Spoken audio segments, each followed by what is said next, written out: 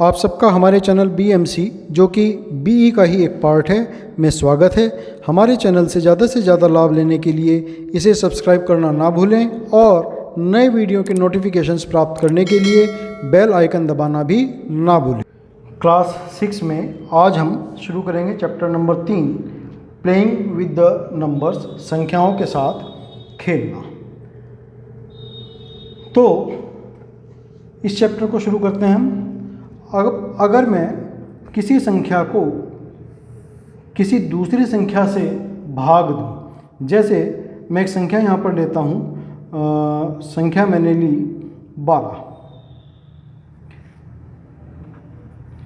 12 को मैं भाग देता हूँ 1 से, तो निश्चित है कि 12 बार चलेगा और शेषफल मुझे 0 मिलेगा। कोई बात नहीं। अब मैं 12 को भाग दूंगा 2 से, तो 2 छिंग 12, फिर भी शेषफल 0 मिला मुझे। अब मैं 3 से भाग दूंगा 12 को, तो 3 चौक 12, यहाँ पर भी शेषफल मुझे 0 मिला। 4 से भाग कर देता हूँ 12 को, 3 बार चलेगा, 4 तिया 12, फिर शेषफल 0 मिला। 5 से भाग देता हूँ अगर 12 को, 5 दूनी 10, 2 शेषफल मिला यहाँ पर। 6 से अगर भाग दें हम तो 6 दूनी 12, यहाँ पर शेषफल 0 मिला। 7 से अगर मैं भाग दूंगा, 7 एकम 7, 5 शेषफल बचेंगे। 8 से भाग दूंगा, 8 एकम 8, 4 शेषफल बचेंगे।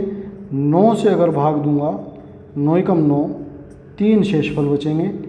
10 से अगर भाग दूंगा तो 2 शेषफल बचेंगे। 11 से भाग देने पर 11 एकम 11, 1 शेषफल बचेगा। और 12 से भाग देने पर शेषफल फिर 0। तो हमने देखा कि 1, 2, 3, 4, 6 और 12 ये संख्याएं ऐसी थी कि जिनसे भाग देने पर शेषफल मुझे क्या मिला? 0 मिलता है। जबकि बाकी की संख्याएं 5, 7, 8, 9, 10 और 11 इनसे अगर भाग देता हूं तो शेषफल कुछ ना कुछ बच ही जाता है। ऐसी सभी संख्याएं जिनसे किसी दूसरी संख्या को भाग देने पर शेषफल अगर 0 बच जाए, रिमाइंडर अगर हमारे पास 0 रहे, तो जो हमारे डिवाइजर्स होते हैं वो उस डिविडेंड के हम कहेंगे के फैक्टर्स हैं।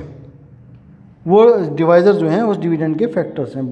जो भाजक थे हमारे, वो भाज्य संख्या के गुणनखंड कहलाते हैं।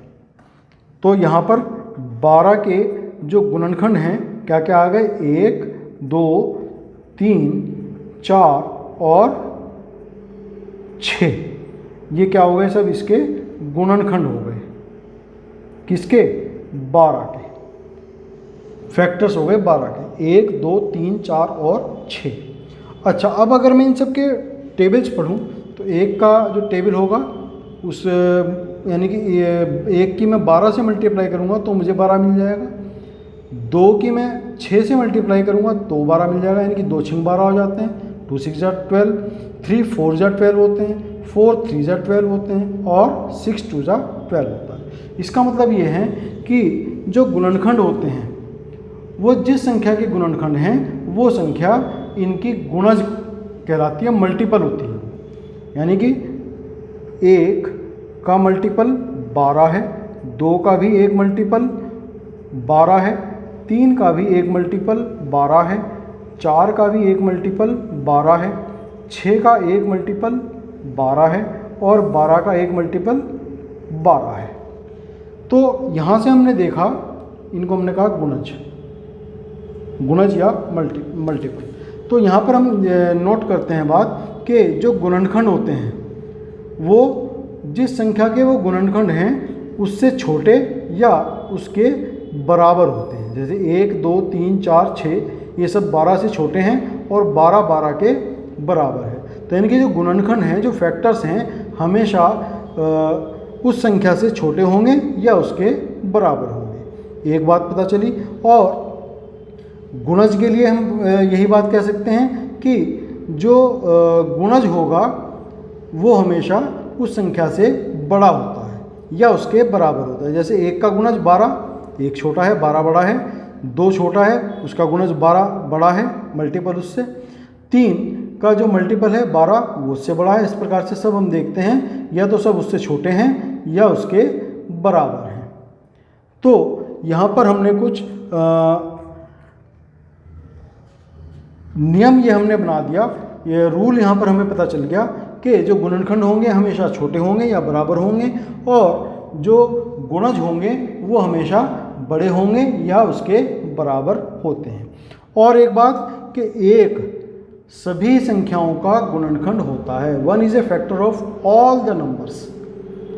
ऐसा कोई संख्या नहीं है जिसको हम 1 से भाग न दे सकें, सबको भाग दिया जा सकता है 1 से, तो इसलिए 1 is a factor of all the numbers. ठीक है, तो अब हम यहाँ पर गुणनखंड और गुणनखंडों के कुछ रूल्स यहाँ पर लिखते हैं। तो सबसे पहला रूल है कि एक सभी संख्याओं का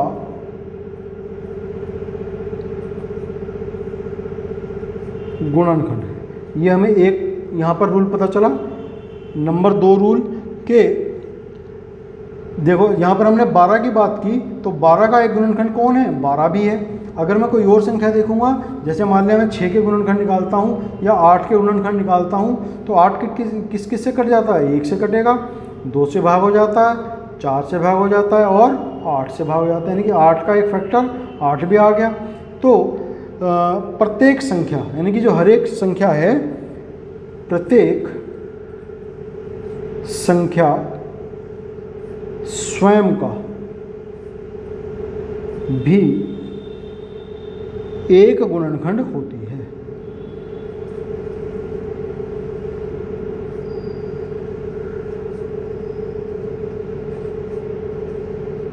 प्रत्येक संख्या अपने आप का भी एक गुणनखंड होती है और अपने आप का एक गुणज भी होती है। और स्वयं का एक गुणज भी होती है। All the numbers is a factor of itself and also multiple of itself. Third है इसका रूल। तीसरा रूल है कि प्रत्येक संख्या का प्रत्येक गुणनखंड उस संख्या का पूर्ण विभाजक होता है। क्या मतलब हुआ कि जो फैक्टर्स हैं, all the factors are completely divisor of the number. फिर मीन्स कंप्लीटली डिवाइजर या पूर्ण विभाजक से मतलब कि जो रिमाइंडर है अगर हम उससे भाग देंगे तो रिमाइंडर हमेशा हमें वहाँ पर 0 मिल जाएगा। फिर फोर्थ रूल इसका कि किसी दी हुई संख्या का प्रत्येक गुणनखंड उस संख्या से छोटा या उसके बराबर होता है। ये बात मैं पहले भी बता चुका हूँ कि प्रत्येक संख्या का गुणनखंड उससे छोटा या उसके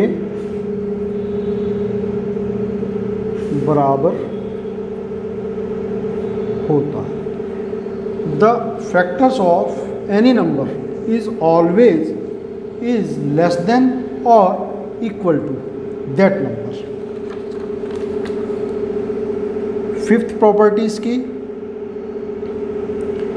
जो फैक्टर्स होते हैं उनकी जो संख्या है, फैक्टर्स की जो संख्या, कोई हम कितनी भी बड़ी संख्या ले लें, अगर उसके फैक्टर्स फाइंड आउट करेंगे तो वो लिमिटेड होते हैं। We can count them. तो प्रत्येक संख्या का जो गुणनखंड होंगे, प्रत्येक संख्या के गुणनखंड सीमित होते हैं। मतलब कि जो गुणनखंड होते हैं, फैक्टर्स होते हैं, उनकी संख्या हमेशा लिमिटेड होती है। मान लिया हम कितनी भी बड़ी संख्या कोई ले लें, अगर हम कहीं 1 लाख के हमें फैक्टर्स करने हैं तो वो उनको हम आराम से काउंट कर सकते हैं, इतने ही फैक्टर्स होंगे। फिर 6th है इसके अंदर कि जो मल्टीपल है, गुणज, वो हमेशा, मैंने ये बात पहले ही बता चुका मैं कि जो मल्टीपल होता है वो दी गई संख्या का बड़ा होगा या उसके बराबर होगा।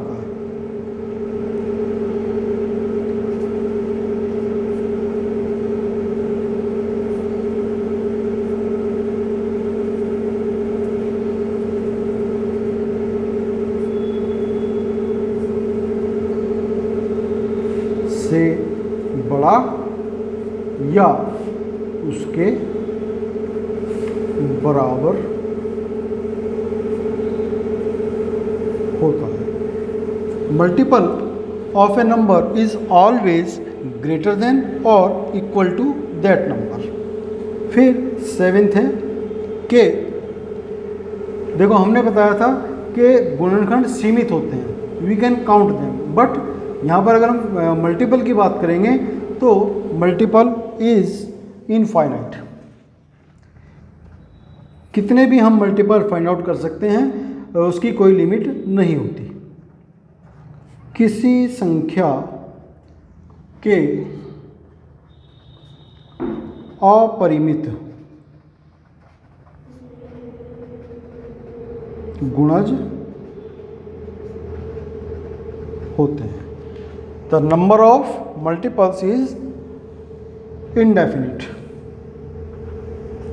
फिर 8th प्रॉपर्टी है कि हमने ये बताया था कि प्रत्येक जो नंबर है, कोई भी नंबर है, वो अपने आप का एक फैक्टर होता है। उसी प्रकार से कोई भी नंबर होगा वो अपने आप का मल्टीपल भी जरूर होगा। तो प्रत्येक संख्या स्वयं का, ये मैं पहले लिख भी चुका हूं, एक गुणज होती है, मल्टीपल होती है अपने आप की।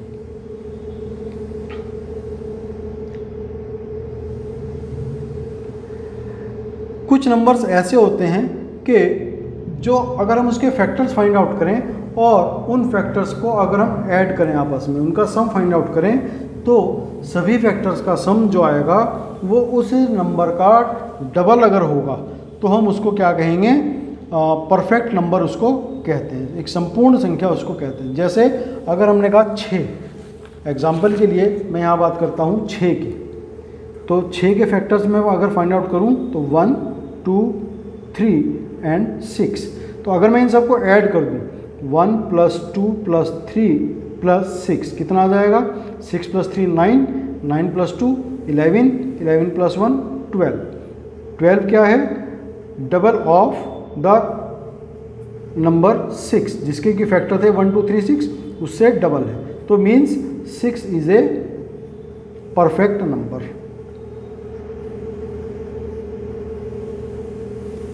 संपूर्ण संख्या इसको बोल सकते हैं। ऐसी ही एक और संख्या है 28। 28 भी एक संपूर्ण संख्या है। इसके फैक्टर्स देखते क्या क्या आते हैं, 1 2 4 7 14 और 28। इन से ये पूरी तरीके से विभाजित होता है। ये इसके क्या हैं, फैक्टर्स हैं। तो अगर मैं इन सबको जोड़ दूं, ऐड कर दूं इन सबको, 1 + 2 + 4 + 7 + 14 + 28 क्या मिलता है देखते हैं। 1 और 2 3, 3 और 4 7, 7 और 7 14, 14 और 14 28, 28 28 56, 56 हमें मिल जाता है जो कि डबल है 28 का। मीन्स 28 भी क्या है, एक परफेक्ट नंबर है। तो यहाँ पर ये कुछ रूल्स थे मल्टीपल और फैक्टर्स के लिए, तो वो हमने यहाँ पर आपको बताए हैं। अब हम एक्सरसाइज शुरू करते हैं 3.1। एक्सरसाइज 3.1 क्वेश्चन नंबर 1, निम्नलिखित संख्याओं के सभी गुणनखंड ज्ञात कीजिए। तो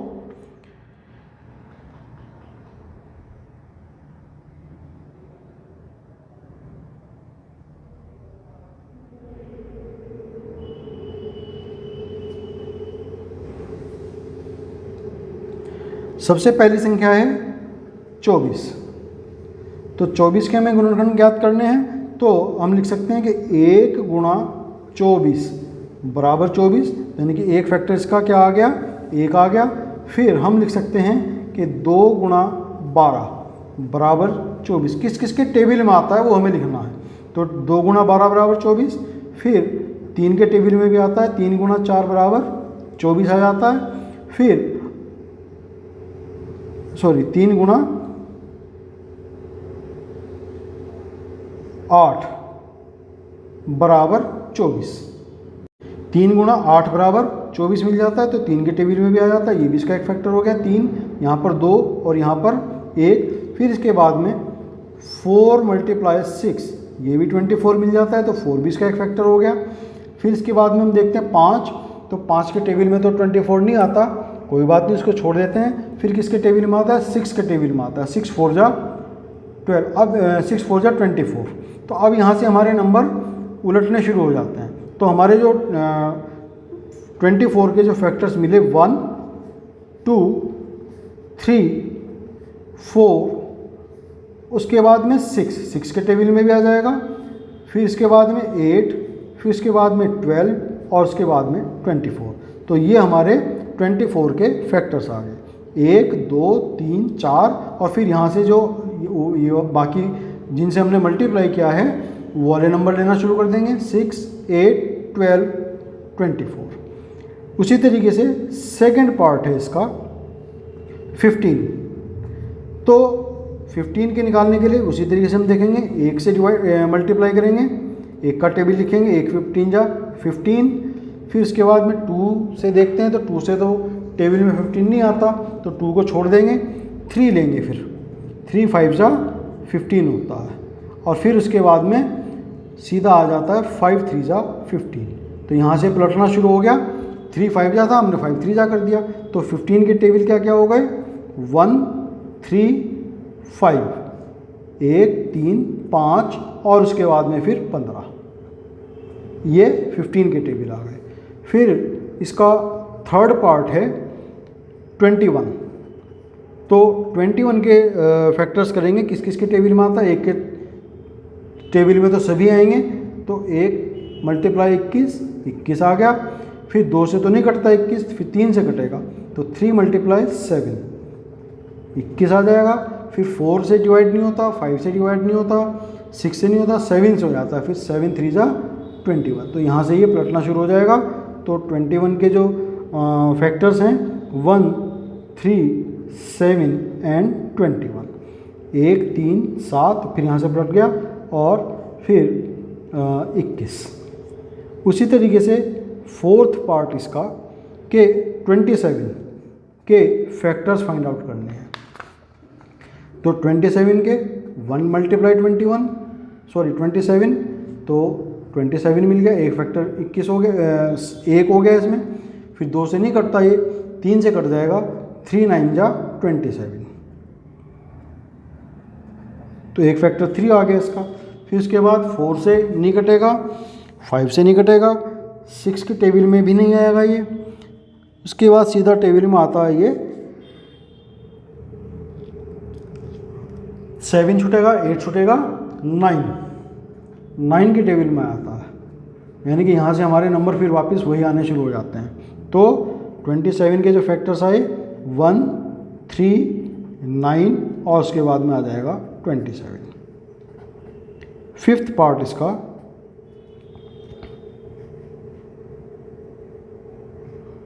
12। तो 12 का फैक्टर्स हमें फाइंड आउट करने हैं। तो देखते हैं, 1 से कटेगा, ये 1 की टेबल में आया था, 1 आ गया। फिर 2 की टेबल में भी आता है, 2 6 12, तो 2 इसका एक फैक्टर हो गया। फिर 3 की टेबल में भी आता है, 3 4 12, तो 3 भी इसका एक फैक्टर हो गया। फिर उसके बाद में 4 की टेबल में भी आता है, यानी कि पलटना शुरू हो जाता है यहाँ से, तो यहाँ से छोड़ देंगे हम इसको। 12 के जो फैक्टर्स आए 1 2 3 4 6 एंड 12, तो 12 के ये फैक्टर आ गए, 1 2 3 4 5 6 फैक्टर 12 के आ गए। फिर उसके बाद में है 6th पार्ट इसका 20 के फैक्टर्स करने हैं। तो 1 आ जाएगा, 1 से हम गुणा करके देखते हैं तो 2 से हो जाएगा, 2 10 20। 3 की टेबल में नहीं आता, 4 की टेबल में आ जाएगा, 4 5 20। फिर इसके बाद में 5 4 20, तो पलटना शुरू हो जाएगा, 1 2 4 5 10 20, तो ये इसका आंसर आ जाता है। 7th पार्ट है इसका 18, तो 1 के तो टेबल में आएगा ही आएगा, 2 के टेबल में भी 18 आ जाता है, 2 9 18। 3 के टेबल में भी आता है, 3 6 18। 4 के टेबल में नहीं आता, 5 के टेबल में नहीं आता, 6 के टेबल में आता है। फिर तो 6 हमारा यहाँ पे आ ही चुका, पलट जाएगा यहीं से ही, तो 18 हो जाएगा, 1 2 3 6 के बाद में 9 एंड फिर 18। फिर इसके बाद में 8th है इसका 23। हम देखते हैं 23 किस किस के टेबल में आता है। 1 के टेबल में आ जाएगा, 1 × 23 = 23। अब क्या 2 के टेबल में आता है, 2 10 12, सॉरी 2 10 20, 2 11 22 और 2 12 24, तो 2 की टेबल में नहीं आता। 3 के टेबल में शायद आ जाए, 3 7 21 और 3 8 24, 3 के टेबल में भी नहीं आया 23 तो। फिर 4 के टेबल में 4 5 20, 4 6 24, 4 के टेबल में भी नहीं आता, 5 के टेबल में भी नहीं आता,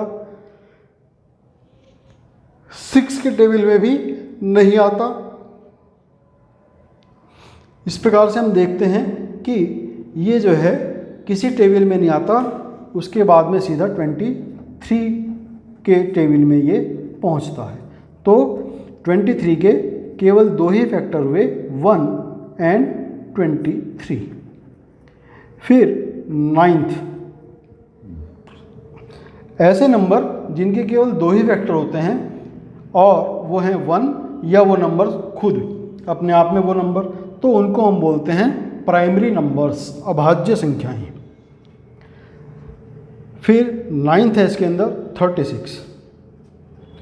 36 को देखते हैं, यहाँ पर मैं लिख देता हूँ 23 इज ए प्राइम नंबर। तो 36 के देखते हैं, 1 तो आ ही जाएगा,